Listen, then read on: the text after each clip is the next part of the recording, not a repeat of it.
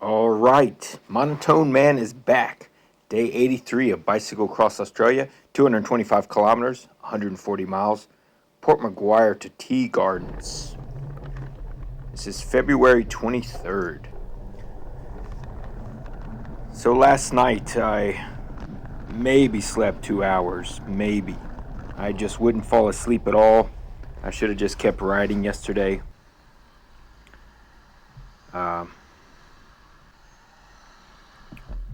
Little traffic leading town, so I'd have to cut through to not get stuck at the light.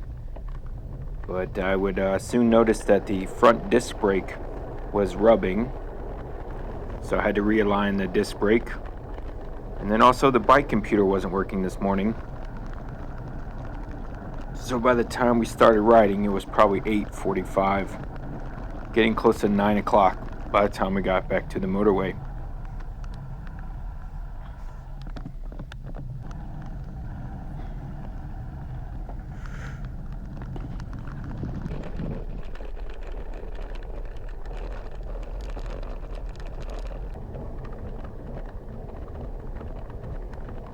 Alright, here we are. We made it back to the A1 M1.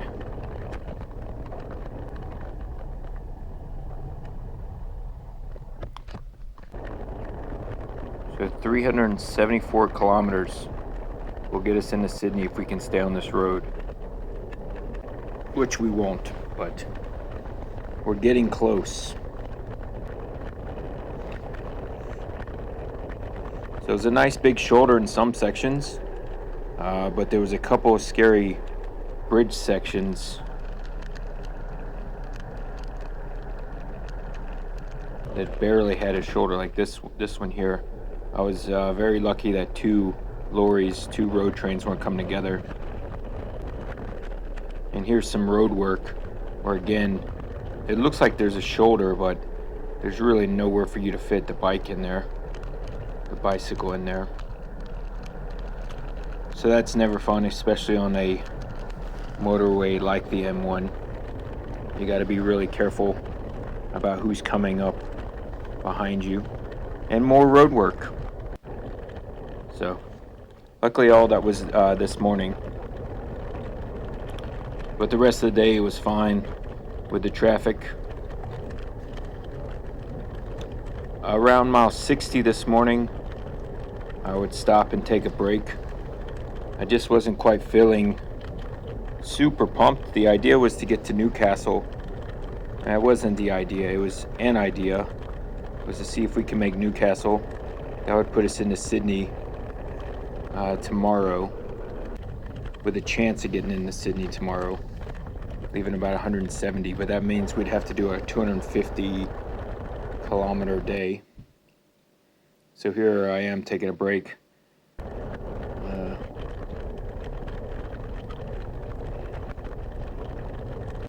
Then a rest area would come up soon after. I would take another break, but I didn't really have much to drink. So I'd research and find out 20 kilometers down the road or so was a petrol station, and I would stop there. Here we are on a climb. It was pretty much rolling hills on the A1 M1 for most of the day, and there was supposed to be a tailwind today, but a lot of the sections felt like a headwind. So, but we were still averaging 18 miles an hour until we got off the motorway. So here I am taking a break. That 2-liter milk lasted about 10 seconds. I was so thirsty at this point. I still felt really sluggish. So I ate a sandwich, which I don't eat breakfast, and I usually don't eat anything for lunch, just because it's so hot. I just drink milk, and if I'm hungry throughout the day, I'll have potato chips or cookies, some kind of snack. some kind of candy, something like that. But I thought the sandwich and sitting down to take Mio in. But here I am, already stopped again. I just felt really sluggish, but I would, soon after getting on the bike here, I would stop and use the restroom, and after that I was good to go. But I saw, instead of staying this morning, I guess is the best way to put it, I saw on Komoot that there was a ferry at Hawk's Nest, and this isn't the ferry. I'm getting behind on the storytelling, of course. So what happened? So I thought I would go out to the ocean, take this loop road, and then take a ferry across. So I made a couple calls. They didn't answer. This lady finally answered and said, "Yeah, there's a ferry." Her ferry wasn't running, but there's another ferry. So I would get off the M1. We would take about 18 kilometers down this road, and I would end up finding out that there was a ferry I had to use, and I couldn't cross. This is getting too complicated. Anyways, here I am trying to shortcut back to the M1, and that ended up being a fenced-in swamp area. But I did find a set of stairs.